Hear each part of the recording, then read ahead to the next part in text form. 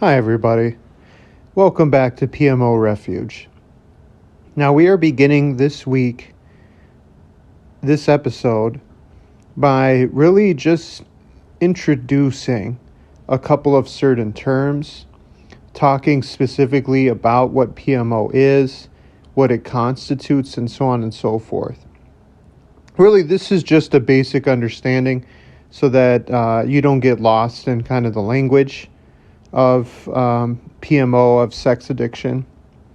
Now, to begin, let me just share a very common theme that we see in the world. Because one thing to kind of notice is sex addiction is one of the very few addictions that is not recognized officially.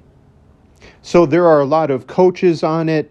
In fact, I feel like ever since COVID shut everything down, a lot of people who were already suffering with PMO finally kind of stood up and raised a voice of concern over sex addiction. And we all know the joke, right?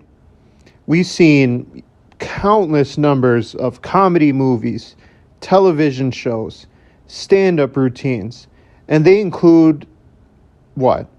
A pornography or a masturbation joke, especially for teenagers, young men specifically.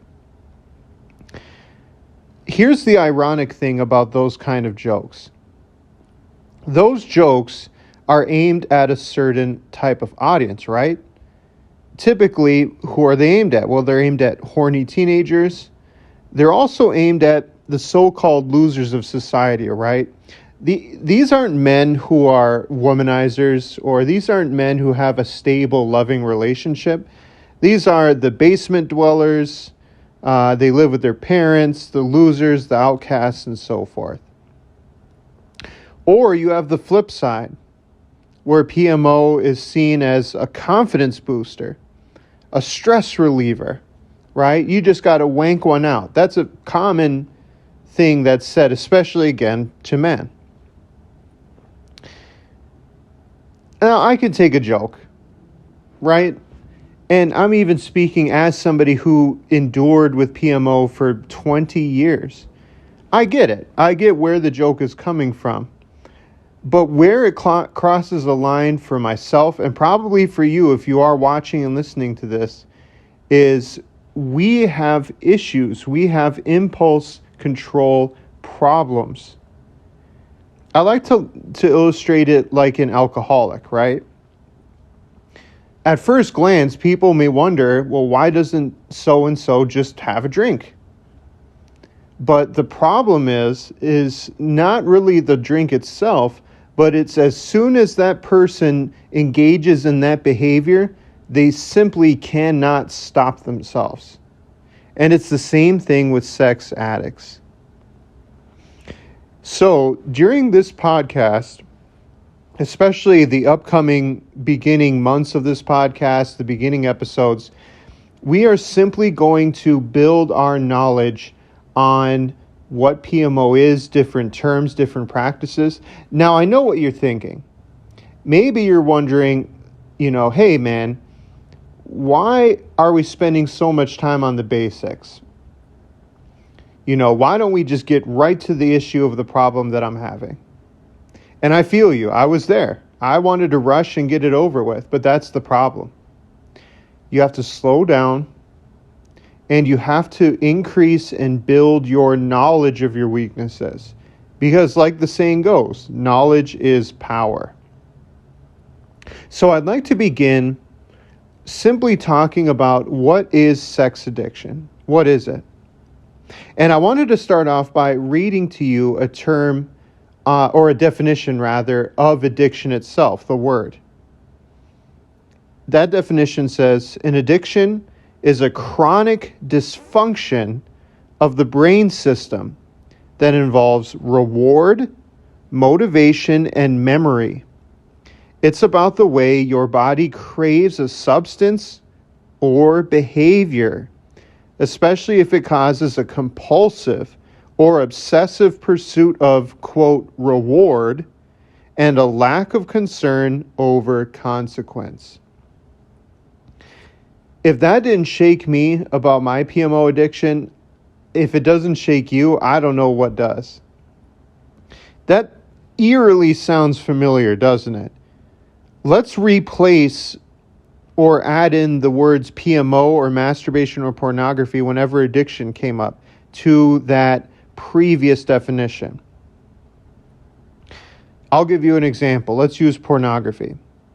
So, a pornography addiction is a chronic dysfunction of the brain system that involves reward, motivation, and memory. It's about the way your body craves a behavior, a picture, or a video of pornography, especially if it causes a compulsive or obsessive pursuit of reward or climax and a lack of concern over consequence. And we can do that with any PMO definition or word or behavior.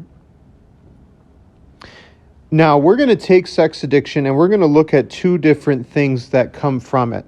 We're going to look at what is the short-term problem for sex addiction and what is the long-term problem for sex addiction. Now, in my research, what I found is short-term problems for sex addiction especially include high levels of anxiety. That can come about because either the person desperately craves that release so bad they can't focus on anything else. I have been there. I'm sure you have been there.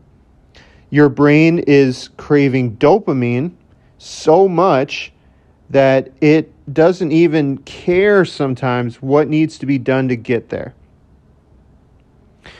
Other problems that then spring from that include a lack of focus until that need or that craving is met. And then even sometimes pornography websites want you to pay for their service, so your finances are being used up, right? Same thing with OnlyFans, other pornography sites, whatever. It's all included. But one of the biggest things that people don't notice for the short term is what a waste of time it is. You could be using your energy, your focus on so many different things, and that even includes the young ones, the teenagers. It's the same thing. You could be using so much of your time and energy on things that are important rather than PMO. I look back at my childhood and just think of all the skills I could have gotten involved with if I just paid attention and cared more. Now that kind of nicely goes into the second half. What are the long-term effects? And a lot of those long-term effects are taking what we just talked about with the short term and just multiplying it and the problems out of it tremendously. So let's go back to that anxiety we talked about, right? So if you ever keep seeking that release from anxiety, it never truly goes away, right? It only gets delayed for a long time. And that's what an addiction is, right? At first, your body enjoys those sharp rises of dopamine, but just like a drug addict, just like a alcoholic, eventually your body gets used to it, right? And so it craves more and more dopamine. It craves more and more stimulus. So your anxiety never goes anywhere. Your problem never goes anywhere. So you start to develop anxiety problems, anxiety disorders. You never really learn to deal with your anxiety. If anything, that becomes your way of dealing with anxiety. And we're going to be talking a lot more about this in depth. So, again, your dopamine, let's go back to that for a second. Your cravings, if you don't deal with them or eventually they're not strong enough, you're going to seek stronger and stronger and more aggressive forms of release or stimulus, right? And 9 times out of 10, that's what ends up happening to people with a sex addiction.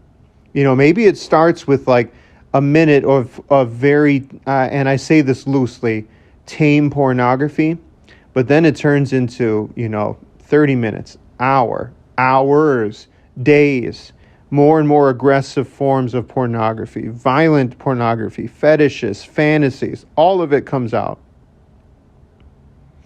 And then, since you're wasting your time on PMO, your goals are never met. You never accomplish anything because you waste your time with that. One other big one, again, which we're going to talk about much more later, is your viewpoint of people, especially the opposite sex. you start viewing them as objects. And that sadly even includes the ones that you form relationships and fall in love with. You still see them as objects, especially you start having problems with intimacy. You might even develop social anxiety just because of the way that you view people. This all sounds terrible, right? But it's such an easy slope to get to. And what did we learn today? Simply on one topic, sex addiction. Well, we learned that it's a very common vice that's used in the world. Some people even engage in it and might even say that they engage in it. But what the issue is for us, for sex addicts, is we cannot stop. It will always remain there. That craving, that dopamine rush will always be there. We defined what sex addiction is, and then we defined what the short and the long-term problems include. I really hope that this education helps you, can even start lining your defenses against PMO. And next week, we are going to talk about masturbation itself.